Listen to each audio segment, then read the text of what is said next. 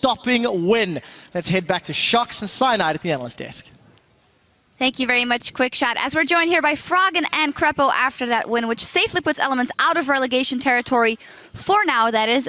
Guys, start by telling me what happened in the week that you guys were on break, essentially. Is it a shift in training mentally that you show up totally different here? Yes, Froggen, did it shift? Nah, I mean, I think it was just good because we could have a couple of more days off, which I think we all needed. And then we just practiced a lot of new stuff and tried to work on comps that we're all comfortable with, and I think it seemed to work pretty well. We asked a question here beforehand if 5.5 might favor you guys. It seems that it does. What's your opinion on it and the picks you guys could play because of it? I'm not sure if we can go as far as, hey, Elements is the king of 5.5, you know, so you only play one game. Thing is, we just had more time to prepare on this patch. A lot of teams took like small breaks or went to Katowice even. And we just stayed at home, had a couple days off, and just started practicing as much as we can. So we have a good feel for the meta, but it's still gambling. In scrims, you have no idea who's going to play what, and you don't know if they're cheesing you, whether it's actually meta, or whether it's just like oddball, curveball. If you scrim UOL, for example, you don't know if it's a Vijichachi champion or if it's actually a meta top laner. So a lot of question marks, but I'm just happy we came in with a strategy. We knew our draft all the way. We had compositions prepared, and it worked to an extent. Yeah.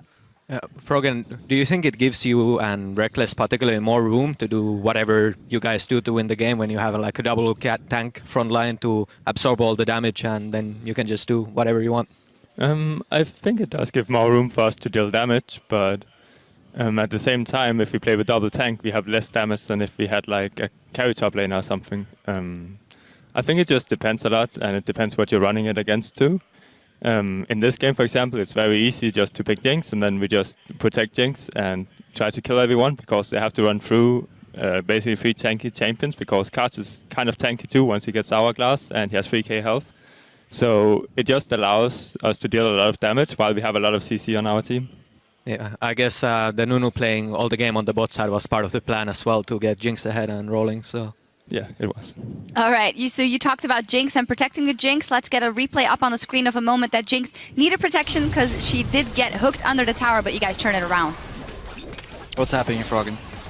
Well, basically, just Jinx getting flash hooked by Kissing, and then we're like, oh, not getting our AD carry, and then we try to kill everyone. And Ryu jumps in, gets instantly Maokai snared, and basically leaves her to die once I use my ultimate. That's why I'm going in to basically suicide, to get as many people as possible because I'm low mana, so I need the death to have mana enough for my ultimate, and then I just end up getting an easy triple kill because they overcommit on the Jinx.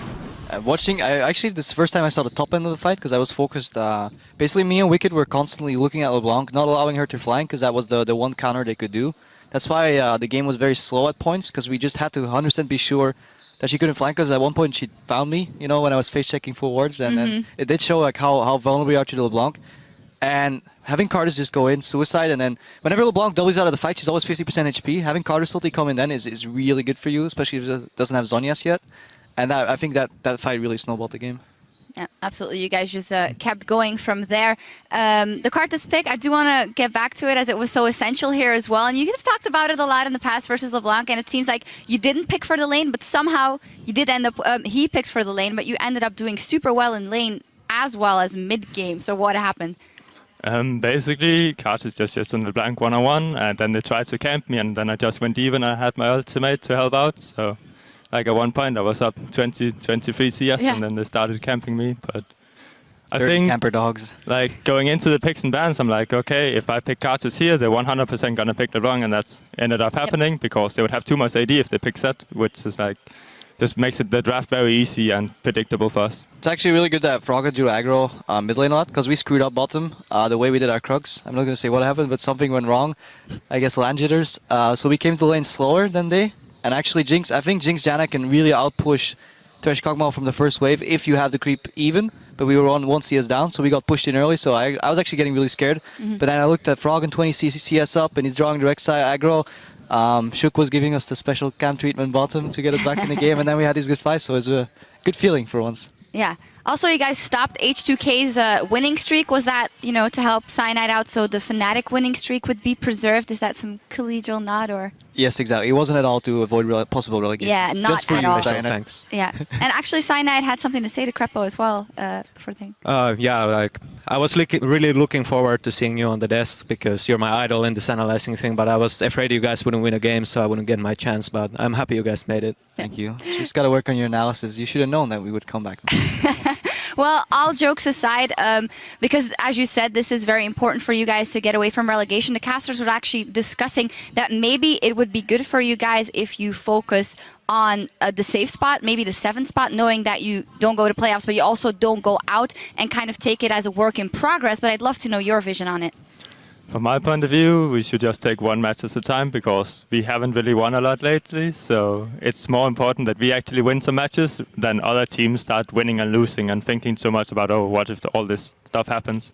Rather think about what can we do to actually just win the games, and then we take it from there. Yeah, it's actually pretty daunting. When I first joined, it was, okay, we're 6th tied, okay, 7th tied. Oh, that's fine. If we win so many matches, we're still 6th place. And now it's like, oh, it's getting less likely. So right now, you just, as Froggen says, you want to focus on yourself. You want to make sure that you have good mechanism, the stuff that you can do every game, that everything runs smoothly, and then you still want to start winning games. Because it doesn't matter if you slowly crawl your back into 6th place, only to get smashed in playoffs. You just want to play well every game. And we just really hope we can make this weekend go 2-0.